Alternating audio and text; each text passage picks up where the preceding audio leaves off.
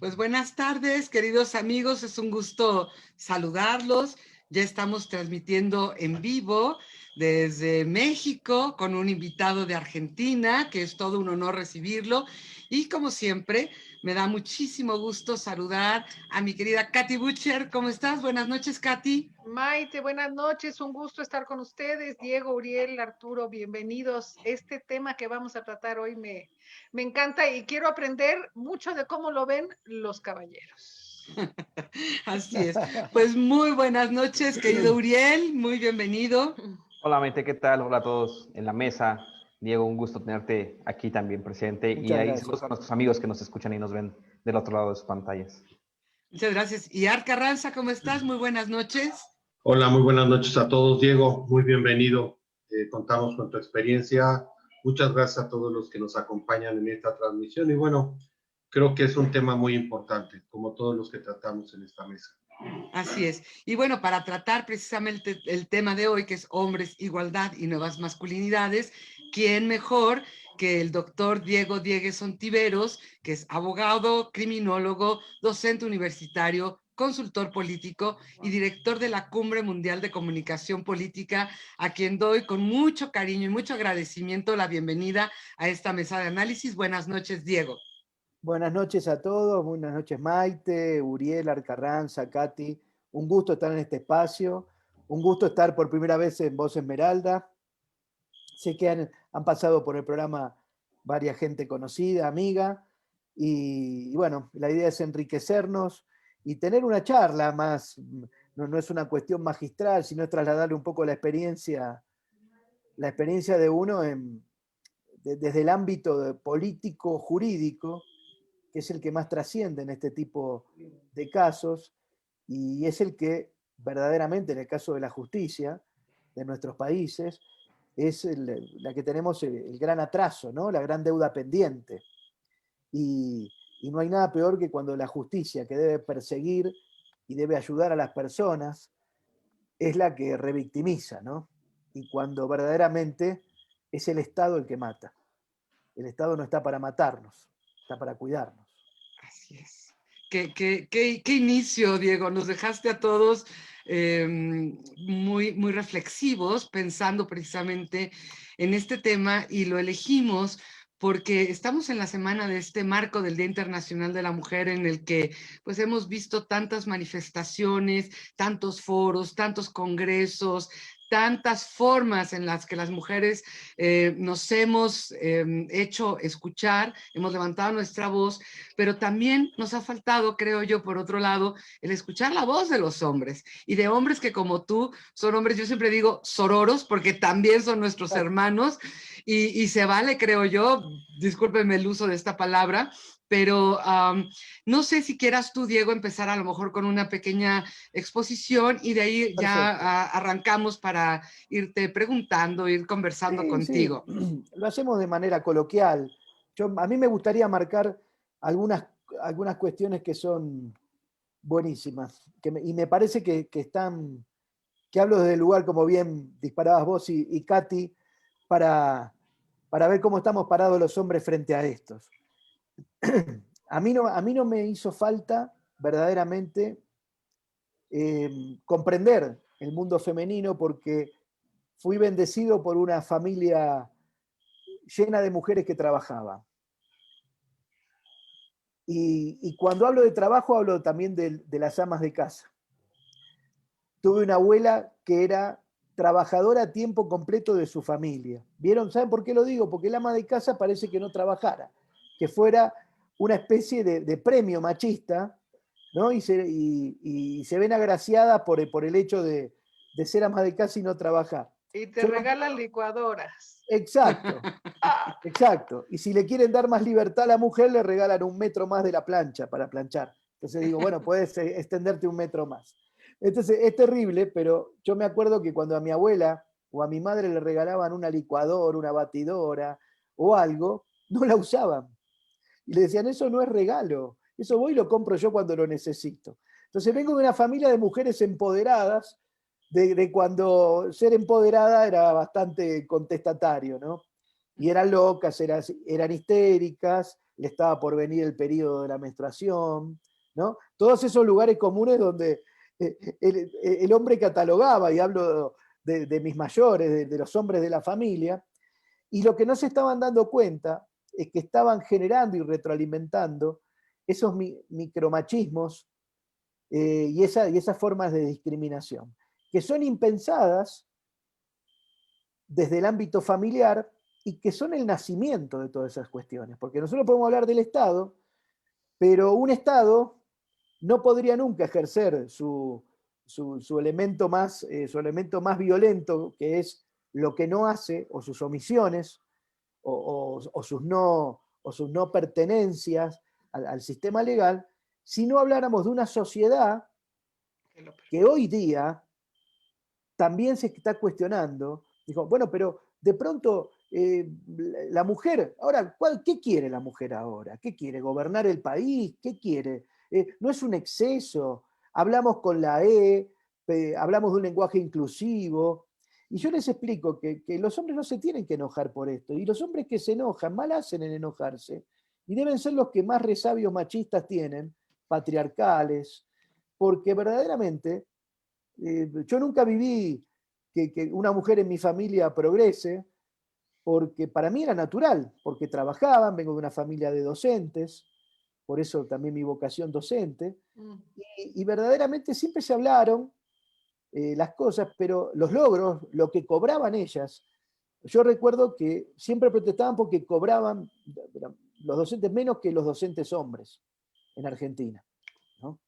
A pesar de que Argentina hoy por hoy tiene uno de los niveles legislativos más progresistas en cuanto al abordaje de la problemática de la discriminación y el trato a la mujer, todavía tenemos grandes deudas pendientes, pero hablo desde lo cotidiano, ¿no? Desde hablar, por ejemplo, podemos hablar de deconstrucción, podemos hablar de este fenómeno de la deconstrucción del hombre entender que debemos modificar nuestro lenguaje, debemos modificar las bromas que hacemos, los chistes que hacemos, porque esos chistes terminan retroalimentando la violencia. Y no es que estoy descubriendo nada, sino que eso que yo a ustedes les digo, cuando llegan a los estamentos que yo conozco, por ejemplo, de los jurídicos, o a nivel fiscal, o a nivel de la fuerza de seguridad, esos micromachismos explotan en la cabeza de la persona que tiene que tomar una decisión. Ya sea proteger a esa mujer, una restricción perimetral para ese hombre agresor, una salida de ese hogar agresivo, y eso no existe muchas veces. Entonces, si no tenemos la contención en el ámbito público, en un delito que por lo general ocurre entre cuatro paredes, y que la familia es el principal perpetrador de silencios, de omisiones, de encubrimientos y de trampa, es una cárcel. La pandemia ha incrementado la violencia doméstica de una manera significativa y yo escucho a algunos psicólogos alarmándose de eso. Y no se tendrían que alarmar, porque imagínense que esto ya ocurría desde antes, cuánto más en un sistema de encierro forzado. O sea, me encierro con el agresor, me encierro con el hombre que me menosprecia cotidianamente, que me condena con sus silencios, con sus enojos, que tengo que estar adaptado a si vino bien del trabajo o no vino bien del trabajo, ¿no? Entonces, ¿cuántas cosas la mujer va cediendo? Y cuando se cede, pues lo sabemos en cualquier relación, cuando se cede, se empodera al otro.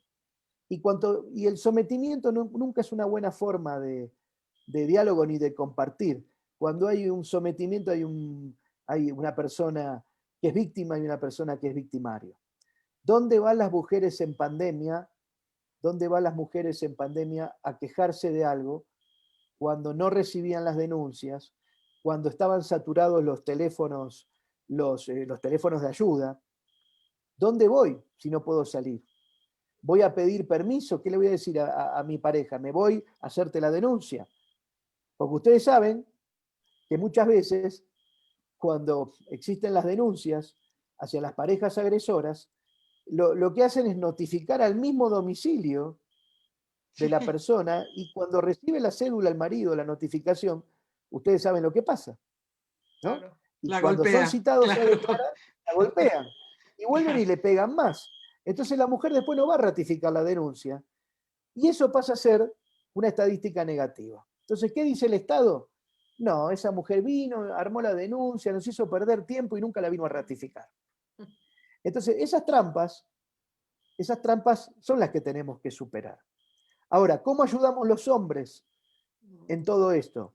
Más allá de después profundizar algún aspecto de la justicia. ¿Cómo hacemos los hombres para colaborar en todo esto? Bueno, hay que desconstruirse, esta palabra tan linda, ¿no? Yo sé que hay hombres que más que deconstruirse se tendrían que implosionar o explotar, ¿no? Y armarse como un Lego después, ¿no? Y armarse como un Lego y que vaya a saber que Cristo lo arma después, ¿no?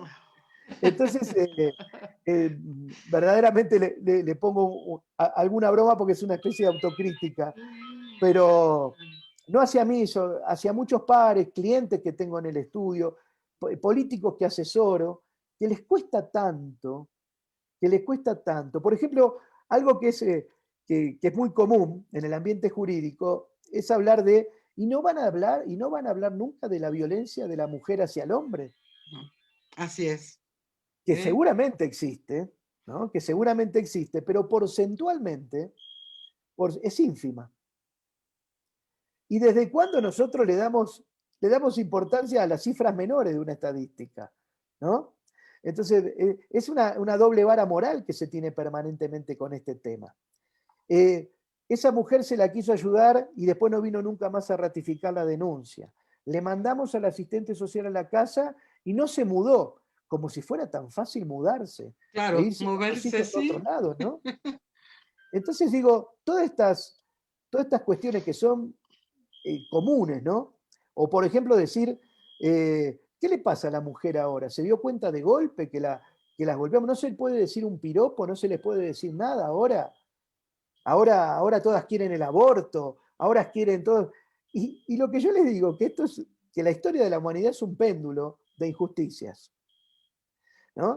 Y que cuando existe un dolor tan grande y un latrocinio tan grande como es la violencia sobre la mujer, como la violencia sobre la infancia, sobre nuestros ancianos, pero hablemos de la violencia sobre la mujer, que es nuestro tema, existe un péndulo que está yendo ahora a equilibrar estas situaciones. Y si el péndulo lo percibimos desde la masculinidad como violento, porque puede haber algunas reacciones radicalizadas, nos estamos equivocando, porque todavía para que un péndulo vuelva hacia el otro lado, tiene que haber un equilibrio. Y el péndulo del femicidio y de la violencia de la mujer se va a quedar de este lado muchos años. Porque fue tan injusto el tiempo que estuvo de este lado, que lograr ese equilibrio del péndulo, que sería la no violencia o una violencia medianamente que los gobiernos, que los estados, que las fuerzas policiales o que las familias pudieran tolerar, porque eso también sabemos que esto nunca se va a terminar. No vamos a ser tan nihilistas de pensar que no va a existir nunca más la violencia sobre la mujer. Pero estamos tan lejos de ese punto entiéndame cuando hablo de violencia racional y violencia a tolerar. No digo que tenemos que tolerar la violencia, sino que hay estadísticas que nunca las vamos a poder, por más que se minimicen, no vamos a poder eliminar el hambre absolutamente del mundo. Siempre no vamos a poder eliminar absolutamente la pobreza. Entonces no caigamos en cuestiones que nunca vamos a poder cumplir. Vamos por lo posible, vamos por lo que cotidianamente. Y hay una gran tarea de ONGs, de gobiernos, de ustedes los periodistas, de los comunicadores en general, por esta no violencia. Y lo mejor, ¿saben qué es? En el caso mío, mi hija de 19 años, que me lleva, en el buen sentido, a deconstruirme permanentemente en el lenguaje cotidiano. Por ejemplo, si ella estaría escuchando, que lo va a escuchar después grabado, me va a decir, no tenés que hablar de radicalizaciones. Radicales son ustedes, que nos entierran todos los días. Me va a decir mi hija. Sí, y yo no le voy a poder decir que no tiene razón. Y no le voy a pedir moderación a mi hija, porque mi hija de 19 años creció viendo cadáveres. Y crece viendo a las amigas acosadas, insultadas, le gritan guasadas por la calle, que no son piropos, ni son elogios, Así es. Entonces ella crece en un mundo hostil. Tenemos que poner un sistema de GPS permanente, preguntarle con la madre por dónde está, cuándo viene, seguirlas, estar pendientes. Yo no duermo cuando ella sale o sale con alguna amiga por más que va a una casa, y tenemos una red con las madres y con los padres para saber dónde están, sin que ellos traten, sin invadirlos demasiado. ¿Y saben qué es eso? El miedo nuestro y el miedo de una sociedad. Entonces vivimos con miedo y vivimos con miedo por ellas, que no las lastimen. No podemos ser tan hipócritas como padres de, si vivimos con ese miedo con nuestras hijas mujeres, de tolerar, avalar o legitimar, inclusive desde una broma, esta realidad tan nefasta que tenemos. Y ahí les dejo. No, qué terrible situación, y qué parecida es a la que estamos viviendo hoy en día en México.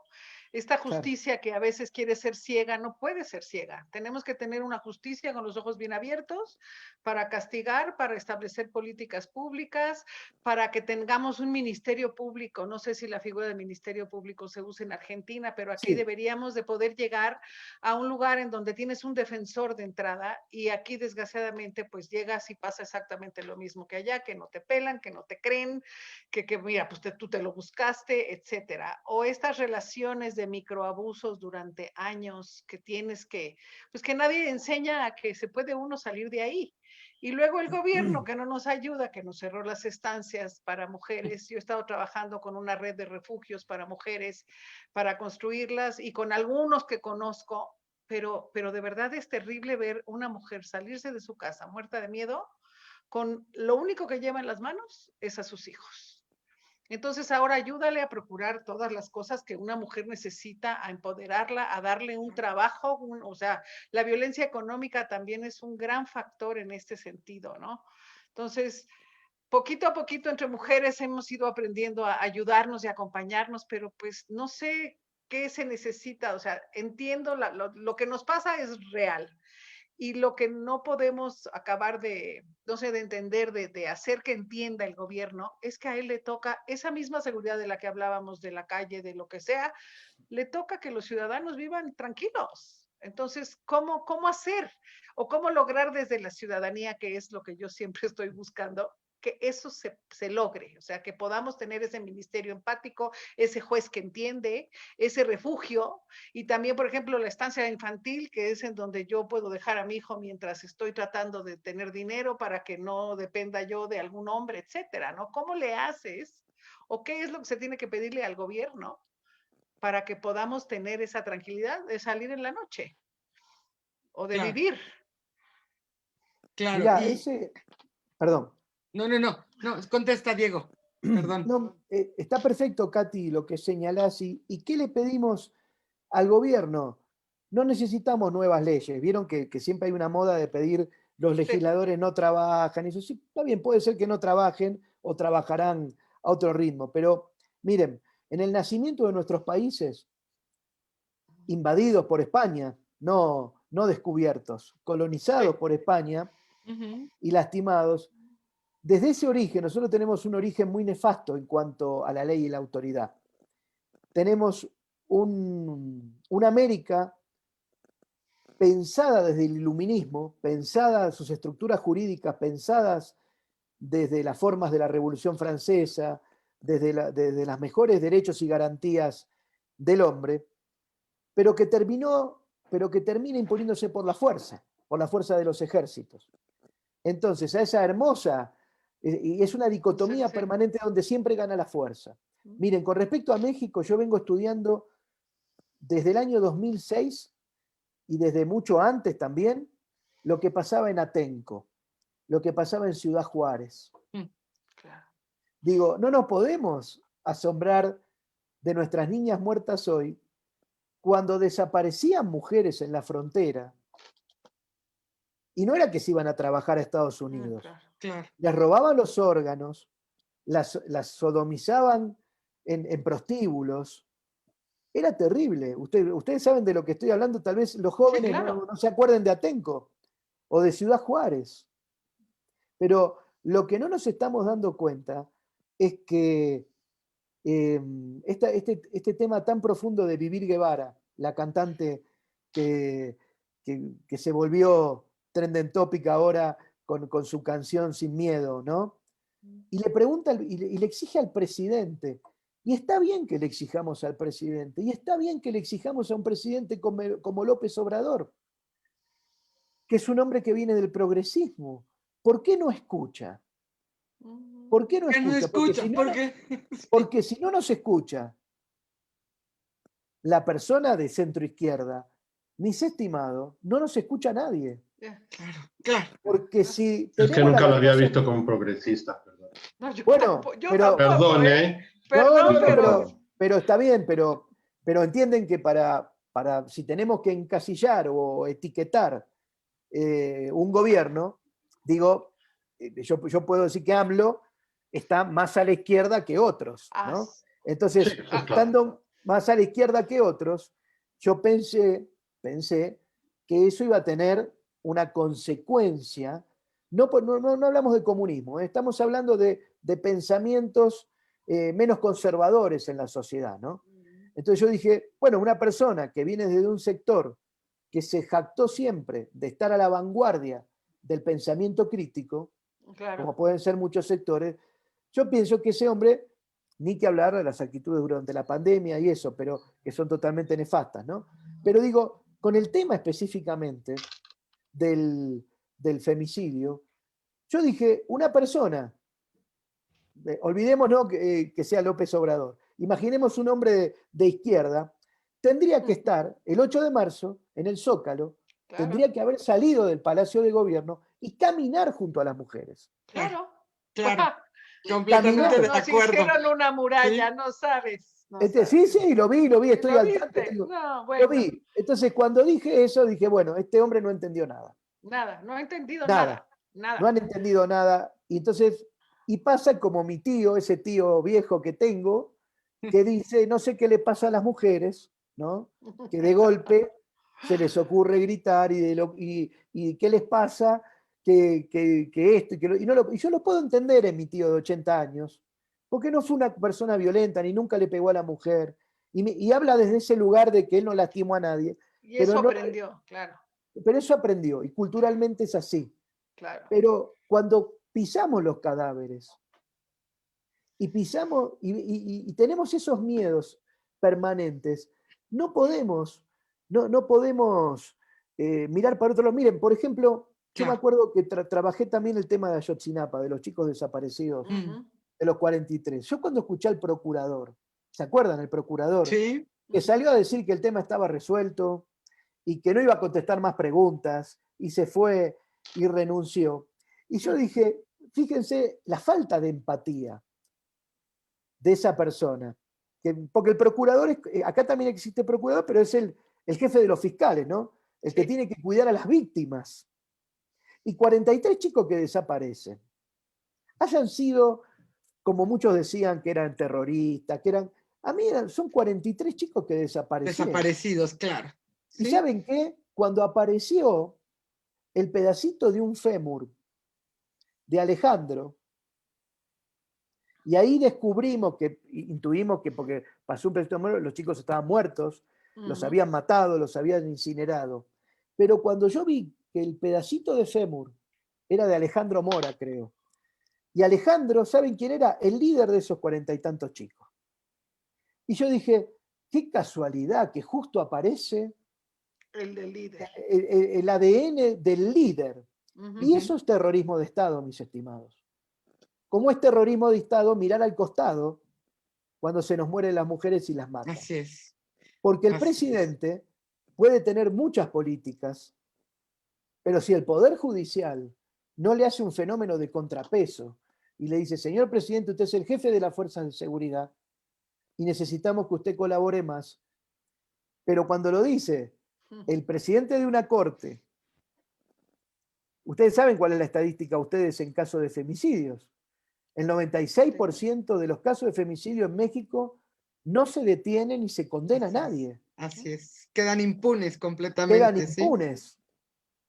Y la impunidad no pasa porque haya puesto dinero, pasa por omisión, pasa por no creerle a la víctima, por no creerle a la muerte, por echárselo al narcotráfico, por decir esto es un tema de narcos, esto es un tema... Y nosotros sabemos, a ciencia cierta, que la muerte es la muerte y el femicidio es el femicidio.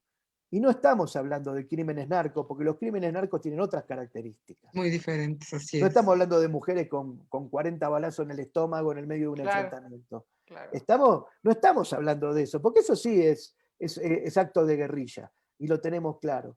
Estamos hablando de cosas mucho más sensibles, y cuánto más bronca nos da cuando son cosas y muertes evitables. Porque imagínense, un terremoto y la muerte en un terremoto o en un maremoto, hay muertes que son inevitables. En cambio, estas muertes son todas evitables. Y es un fracaso de la sociedad. Así es. Acabas de decir, creo que algo básico, son evitables. Se puede prevenir, se puede trabajar para que no ocurran, y sin embargo están ocurriendo. Entonces, digo, no sé, Uriel, te veía como que querías preguntar algo. Sí, de hecho, muchas cosas, Diego. Resulta fascinante escucharte, sobre todo por la experiencia Gracias. regional que tienes. Y pensaba en estas nuevas masculinidades y lo que implican. Básicamente implican desaprender como hombres en la parte, en lo que se refiere a los hombres, desaprender todo lo que conocemos y justamente ser más conscientes de esos micromachismos, ¿no? Pienso desde que estamos en casa, esos temas de te voy a ayudar hoy a barrer, te voy a ayudar hoy a atender las camas. Espérate, no es ayuda, ¿no? También te corresponde como hombre hacerlo. O sea, no me estás ayudando a mí, porque aquí vivimos todos. O pienso en el tema de hoy te tocó quedarte de niñera, por ejemplo, ¿no?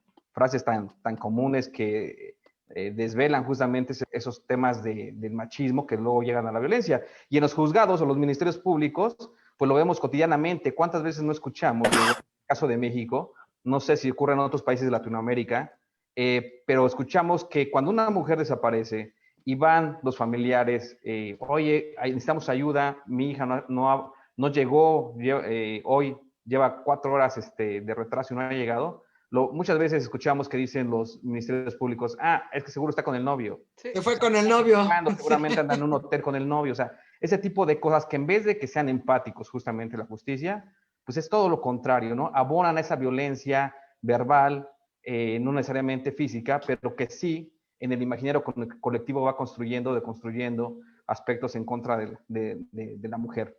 Y yo te quiero preguntar algo, Diego, con tu experiencia en la región y en otros países, justamente en temas de procuración de justicia.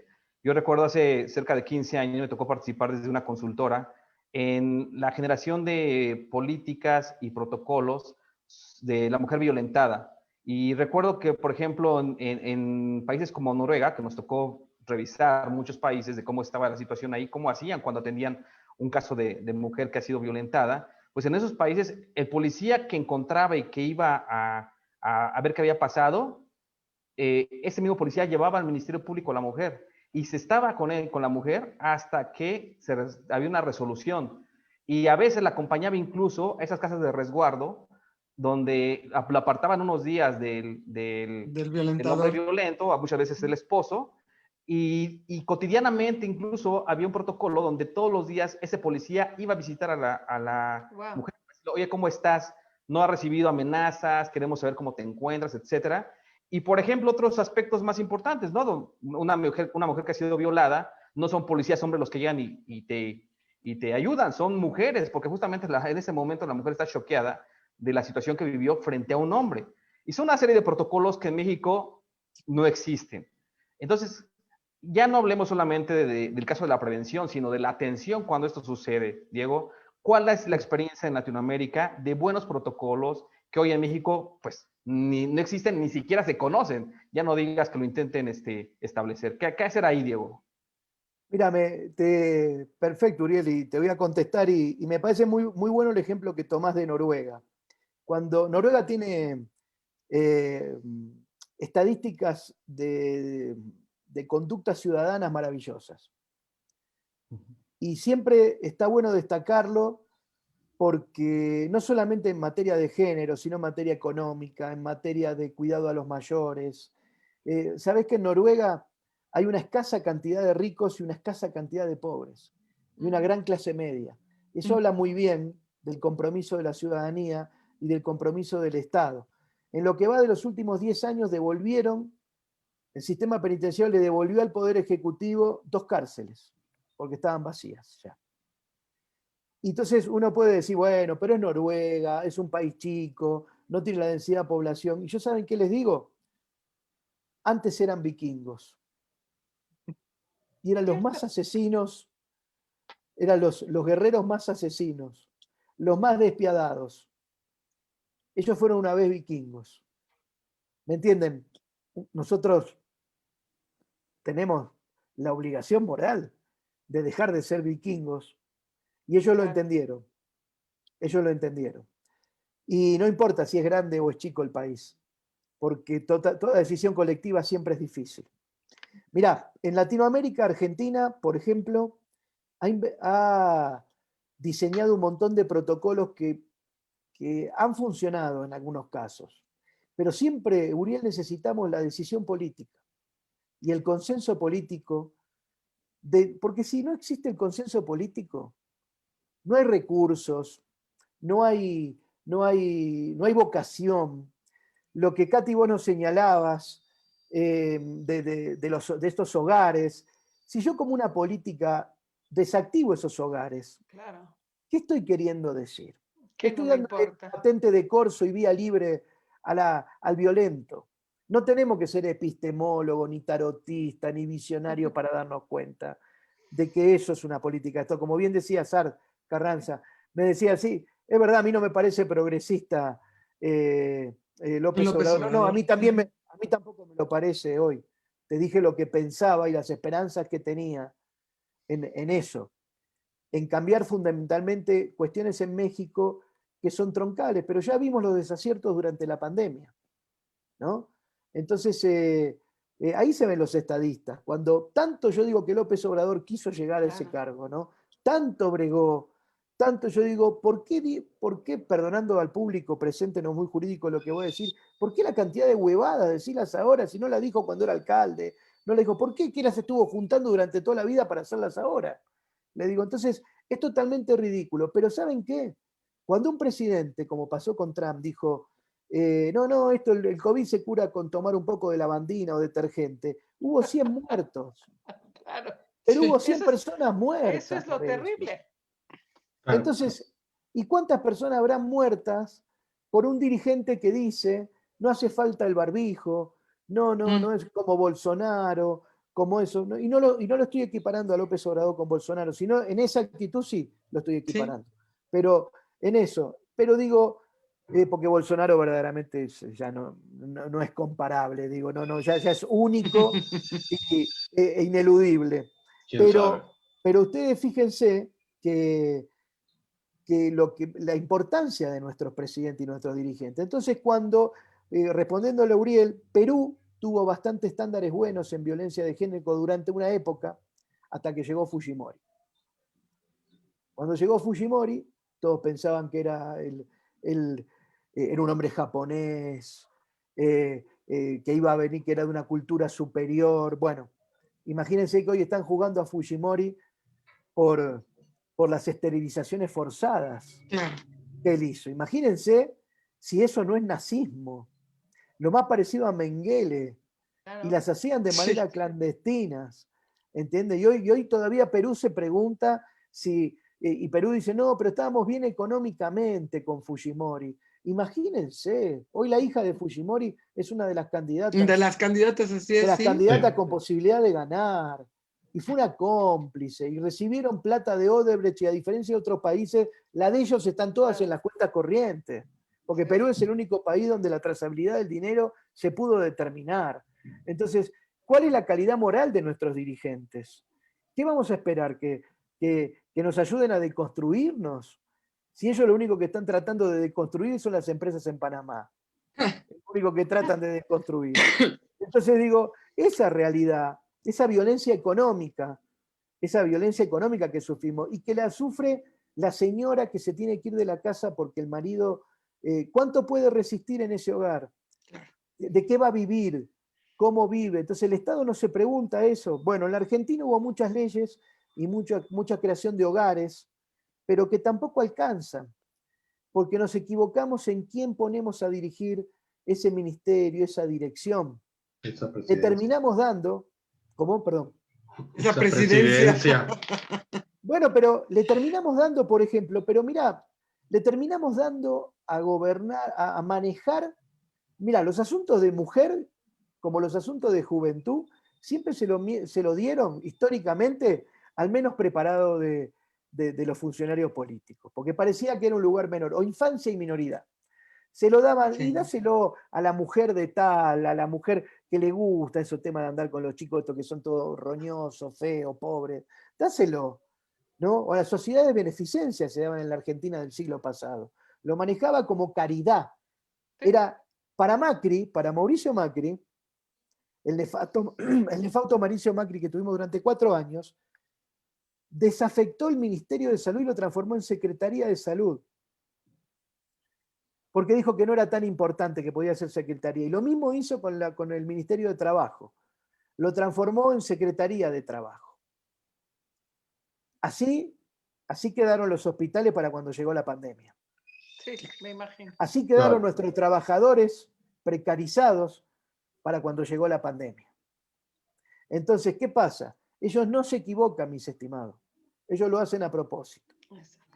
No le demos más vuelta, porque si yo pongo al más inepto de mis colaboradores a manejar el tema de atención a la violencia de género, y me gasto fortunas armando ingeniosas publicidades que son muy útiles y que ayudan también, pero si no tiene nada que ver con y el correlato, y seguimos teniendo más muertas que antes, no nos sirve la publicidad, no nos sirve el flyer, no nos sirve la red, el TikTok, el Instagram, no nos sirve nada, porque ¿saben lo que tenemos que cambiar? Primero, nuestra cabeza, y segundo, poner a las personas más eficientes a manejar los juzgados de familia y a manejar dentro del Ministerio Público Fiscal a los profesionales del derecho, penalistas en este caso, más eficientes para castigar. El derecho penal siempre es después, viene para castigar y no castiga. A veces premia con ese no castigo. ¿Y qué pasa? Es el Poder Ejecutivo y el Poder Legislativo quien tiene la obligación de prevenir. La tarea de prevención no está en la justicia. Sí está en la justicia cuando viene esa mujer y dice que fue golpeada. Claro. Porque esa persona, si no la atendemos un día, no va a venir, y va a venir el hijo, o va a venir una hermana o una amiga a decir que la acaban de matar. En Argentina tenemos involucrado al 16% de la fuerza de seguridad, de las fuerzas policiales, en casos de violencia de género. En sus legajos hay actos de violencia. Okay. Y todavía están en el cargo. Sí, El así es. 16% de nuestra fuerza de seguridad sabemos que es violenta para el afuera, pero son violentas a nivel interno, a nivel de sus propias familias.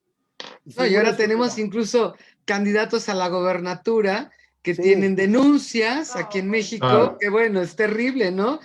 Entonces, Art, no sé si tú quieras comentar algo. Sí, mira, hoy precisamente que estaba pensando en el tema, y me puse a analizar algunas cosas, tratando de ir un poco más atrás, ¿no? Entendiendo que la crudeza de lo que nos está pasando hoy en el tema de género es muy grave y es muy triste. Y la realidad es que la humanidad a lo largo del tiempo ha tenido diferentes etapas en donde en un momento concreto había actitudes o situaciones validadas socialmente. No sé si nos vamos al extremo de cuando vivían en cavernas, lo normal era que el señor agarrara del cabello a la señora y la llevara a su cueva. Era socialmente aceptable. Pero también ha habido muchas otras cosas como los gladiadores y como muchos otros temas que la misma humanidad se ha ido dando cuenta y lo ha ido haciendo a un lado. Por ejemplo, abogado, cuando era, oye, si robas te corto una mano, socialmente era aceptable. Hoy es un crimen. Cuando era ojo por ojo, diente por diente. Entonces, lo que yo creo que nos está pasando es que en muchos sentidos nos hemos quedado en el atraso. Creo que Las mujeres, yo nunca voy a discutir que seamos iguales, somos diferentes, pero No. nos complementamos. Y eso es lo importante, que somos un complemento uno del otro y que en ese complemento valemos lo mismo. Ese es un gran punto. Y entonces de repente te encuentras con los extremos. Por ejemplo, hoy yo entiendo que hay mujeres desesperadas porque no pueden encontrar una solución y caen en actitudes extremas. No está bien, pero se les entiende. Y también los hombres, por ejemplo, el que tú seas una nueva masculinidad no quiere decir que no necesariamente seas amable con una dama, le tengas atenciones a una dama, y no porque sea débil, y no porque no pueda, sino porque es una atención que le das, ¿no? Entonces, dentro de todo este proceso de crecimiento, creo que estas nuevas masculinidades que nos corresponde a nosotros como hombres tomar, tiene que ser un proceso, pero también tiene que ser un proceso en donde nos acompañe la autoridad, porque como bien decía Diego, pues a veces el ejemplo priva, ¿no? Yo, al igual que él, pues nací en una familia llena de mujeres, mi tía, mi abuela, mi mamá, mis hermanas, todos vivían en la misma casa, todas mujeres exitosas. Entonces creo que comprendo un poco más y me choca un poco más lo que está pasando con un gobierno en donde dices, oye, no hay la menor comprensión de la problemática de la mujer. Como decía Katy, oye, eliminaron ese sistema de apoyo a mujeres lastimadas. O sea, ¿a dónde van a ir? Eliminaron el esquema de guarderías, el tema del cáncer de mama. Tú ves lo que está pasando con estas manifestaciones, lo que pasó ahora en el Zócalo, es impresionante. O sea, una semana antes fueron manifestantes, pintarrajearon el Zócalo, pusieron caritas, el gobierno feliz porque había que liberarlo. Y cuando saben que hay una manifestación de mujeres, montan un muro que la realidad es una ofensa. Es una ofensa para las mujeres y una ofensa para los hombres, porque creo que vivir en un estado de derecho requiere igualdad. Así Y en es. este caso no lo hay.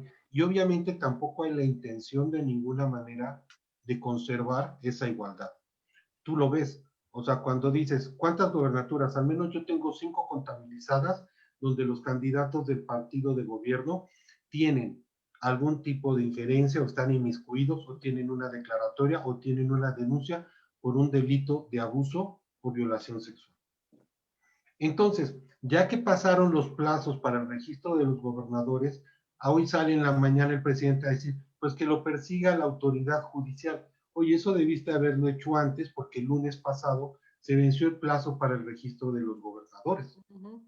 Y cuando lo hubieran hecho, hubieran sacado al de Guerrero, que tiene al menos 5 denuncias penales perfectamente establecidas. Entonces, creo que hay dos temas aquí. Uno, lo que tenemos que hacer en casa, y la semana pasada lo hablaba, creo que nosotros en casa tenemos que tomar el ejemplo, tenemos que formar a nuestros hijos y a nuestras hijas en ese sentido de igualdad, en ese sentido de derecho, en ese sentido de respeto, pero también hacia la calle nosotros somos los primeros obligados en exigir, como bien comenta Katy siempre, como ciudadanos, que por fin nuestros gobiernos hagan algo.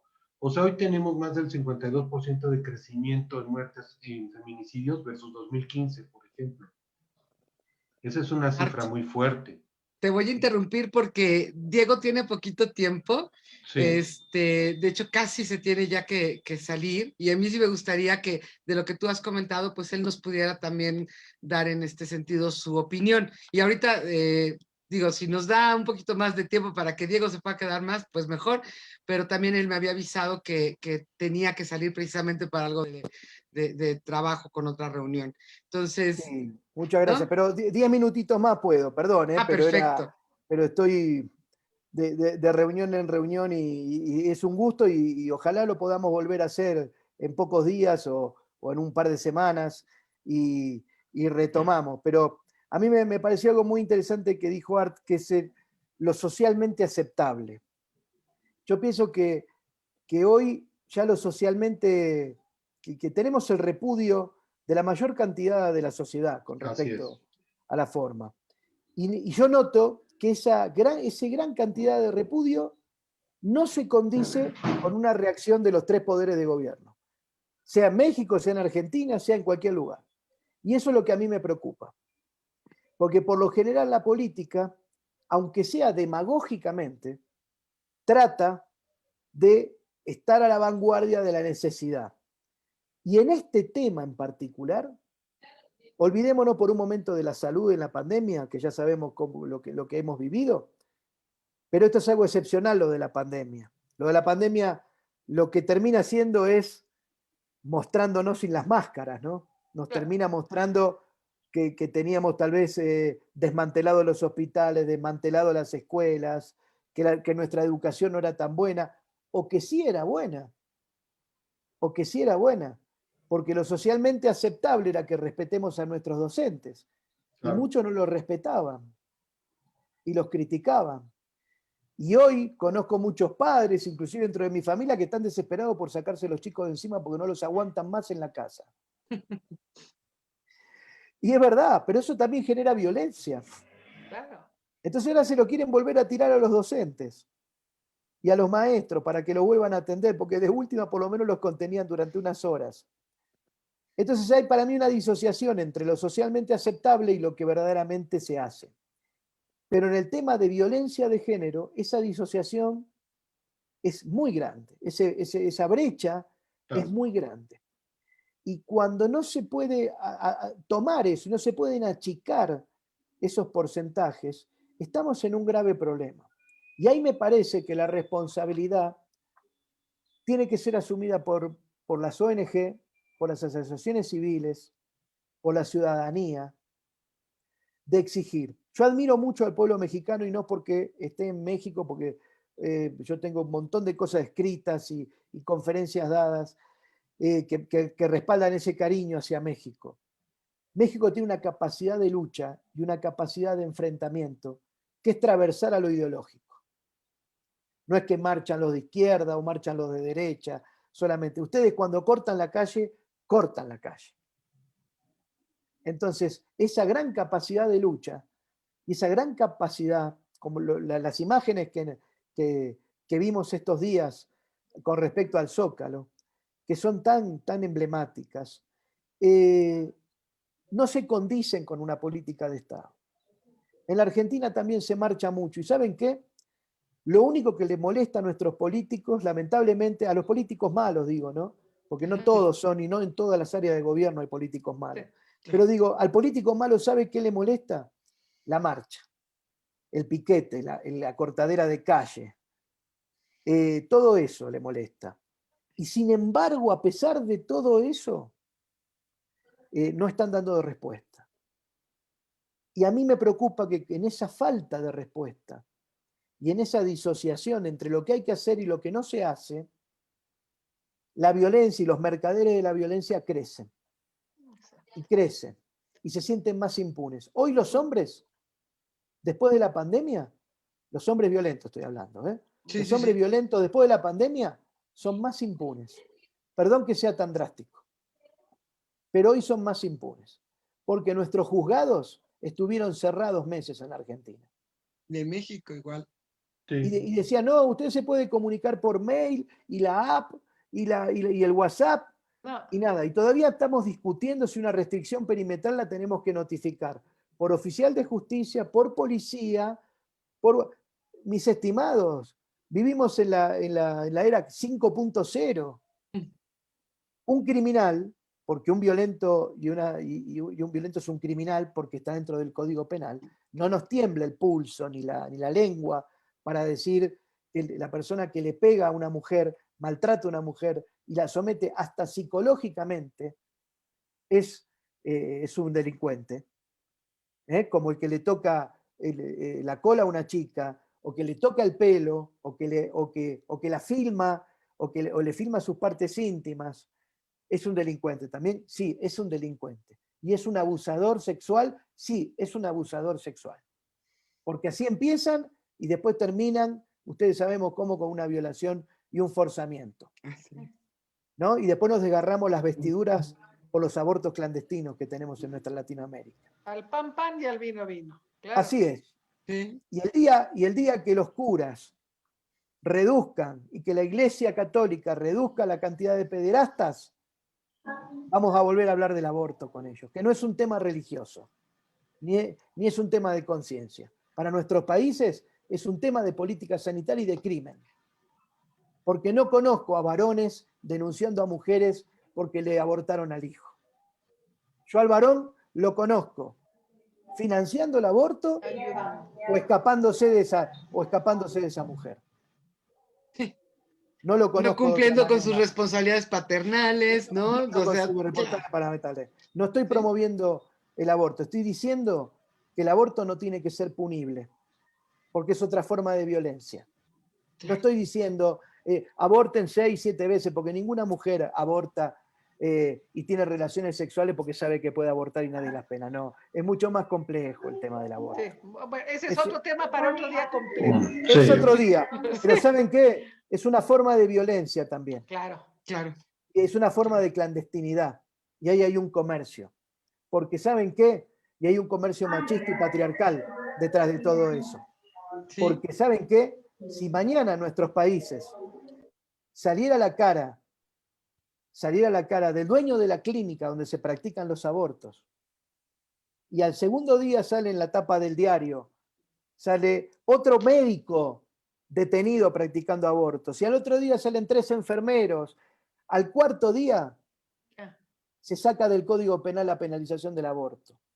¿Saben por qué? Porque cuando el crimen está más cerca del Estado, más impune es. wow. Cuando les tocamos a ellos, cuando los tocamos a ellos, deja de ser delito. Sí. ¿Saben por qué, mis estimados? Y el colega va a coincidir conmigo. Porque ¿qué es el Estado? ¿Qué es la ley? Es una ficción del derecho. Es una creación del poderoso. ¿Por qué tenemos penas tan leves para el mundo político, para el mundo de los funcionarios públicos? ¿Por qué es más severa la condena para un muchachito que roba un celular que para un funcionario que hace tráfico de influencias? Sí, claro. O trata de ¿Por qué, personas, ¿no? por qué las colegiaturas médicas de nuestros países no denuncian a las clínicas que practican abortos? ¿Por qué no las denuncian? ¿Por qué los colegios de abogados no denunciamos a los abogados corruptos? ¿Por qué los consejos de la magistratura no destituyen a los jueces corruptos? ¿Entiende? Porque vivimos de corporaciones en corporaciones. Sí. Y a eso quería llegar. Contra eso está la sociedad civil. No estoy hablando de la sociedad civil armada ni nada, estoy hablando Bueno, de la sociedad civil empoderada y en los organizada. derechos. Claro. Entonces, lo que no hacen ellos, lo tenemos que hacer definitivamente nosotros. Y es ahí donde quería llegar, antes de agradecerles, en que en eso se basa la deconstrucción. En En eso se... entender que tenemos que exigir con mucha valentía, con mucho coraje, pero que tenemos que empezar a cambiar nosotros. Exacto. Y que si sabemos que nuestro tío le pega a nuestra tía, o nuestro hermano le pega a nuestra cuñada, tenemos que intervenir y no mirar para otro lado. Claro. Y seguramente algún terapeuta lo ayudará, o trataremos de ayudar de alguna manera, pero no mirar para otro lado. Pienso que vivimos una era magnífica. Yo no creo que todo tiempo pasado fue mejor. Eso fue un gran poema de Manrique, que cualquier tiempo pasado fue mejor. Pero no es cualquier. Hoy vivimos el mejor de los tiempos, ¿saben por qué? Porque tenemos las mayores herramientas para que las cosas cambien. Si no las usamos, es otro problema. Internet, esto que podemos hacer, miren la maravilla de esto, estar conectados, poder hablar y que nos se pueda escuchar gente. Y si no nos escuchan hoy, Maite sube el programa a las redes y alguno lo escucha. Miren qué maravilla. Y tal vez en este diálogo salvemos alguna vida o despertemos alguna conciencia. Sí. O aunque sea por lo menos que nos dé vergüenza ese pariente que tenemos que manosea a nuestra prima. Claro, Porque también existen esos casos. claro. Claro. Así que no es un programa de comodidades el de hoy, pero yo les agradezco y me parece que esto es un punto de comienzo, por lo menos en lo que a mí respecta, y de conocer lo que ha sido un gusto, y es un punto de comienzo. ¿Saben qué? Primero, antes de lavar la ropa, tenemos que saber cuál es la que está sucia, ¿no? Sí, Claro. Entonces me parece que mejor exhibámonos cruelmente para después, cuando nos dé un poco de vergüencita, la propia, la ajena, la del vecino, ahí empezar a cambiar. pero exijámosles al Estado, pero no nos quedemos durmiendo el sueño de los justos y esperando siempre que nos venga a salvar a alguien. Muchas Así gracias. es. No, al Muchas contrario, gracias. Diego, Muchas gracias. Y no muchísimas. quedar del lado, perdón, no quedar del lado del agresor con tu silencio cuando eres Así es. indiferente a las Exacto. cosas, ¿no? Así, Así es. así es. Y a educar y formar a nuestros hijos y todo lo que Claro que sí. así es, y eso es parte, ¿no? De estas nuevas masculinidades. Pues vamos a volverte a invitar, Diego, para seguir hablando de este y otros temas. Por acá en las redes te manda a saludar Manuel Muebesel, ¿no? Luego por ahí nos pone Mario Mora de la muralla, que recién tú mencionaste precisamente del centro. Luego Javier Gómez Carlos dice en el punto medular, no hay acuerdo político cuando hay control total de cámaras y sistema judicial, y así nos hacen varios comentarios. Exacto. Y bueno, Uriel, Art, ¿quieren 2 palabras para Diego, ya para que lo podamos dejar que se vaya?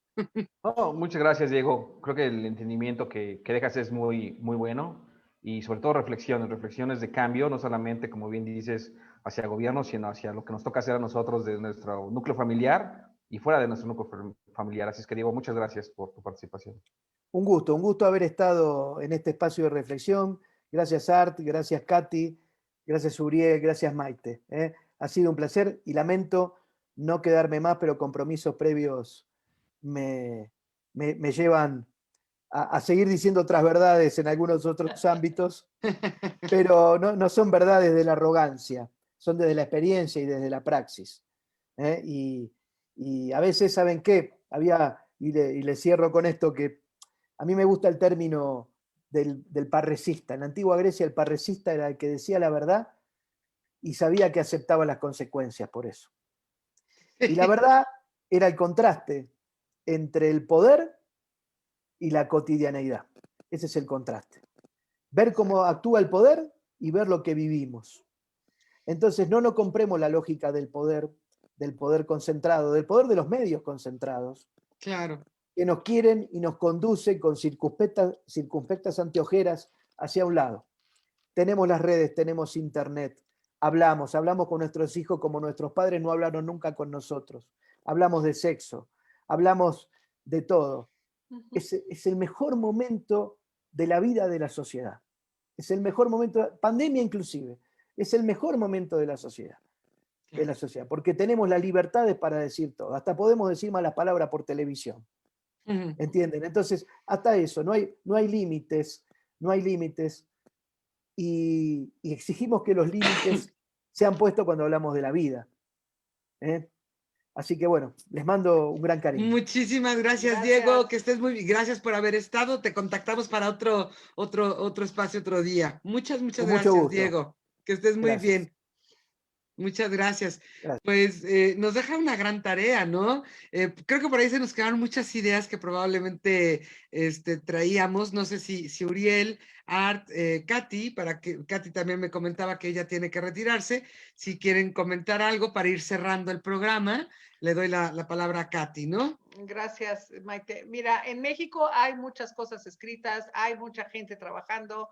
Desgraciadamente, seguimos en el tema de la voluntad política, lo cual es terrible, porque no hay voluntad política por parte de este gobierno en este momento, desgraciadamente, de hacer ninguna acción a favor de mujeres, niños. Bueno, no existía ni la primera infancia, o sea, son muchas cosas las que estamos viendo que está tratando o que ya quitó.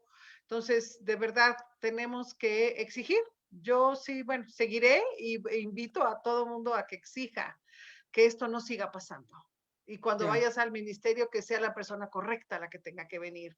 Y no te esperes 15 días a ver si te hacen el examen, porque tiene que ser en ese momento. O sea, son tantas cosas que no sabemos, pero que pues yo creo que usar nuestro sentido común nos ayudará a cambiar estas cosas y ojalá entre mujeres y hombres que sí entendemos esta parte de la frustración de quienes reciben estas agresiones, sean micro o macro, podamos ayudar a todo el mundo. Muchísimas gracias. Al contrario, mi Katy, muy buenas noches y que descanses. Y no voy a otra nos quedamos. Nos quedamos cerrando nosotros. Así es, hoy, esta semana Sí, ha ahora sido sí la está. locura, porque Sí, todo el mundo sí. estamos en Zooms, congresos, foros, etcétera. Pero ahorita cerramos Uriel, Art y yo. Y Sí, muchísimas gracias. gracias, mi Katy, que estés muy bien. Un Gracias. beso. Hasta la próxima. Gracias a todos. Gracias. Art, perdóname, hace ratito digo, sabiendo que tenía poco tiempo, está cerrado tu micrófono. No sé si quieras tú comentar algo de lo que te haya Sí, faltado comentar, perdón. sí, ya le hablé a mi abogado, no te Ay, preocupes. perdón.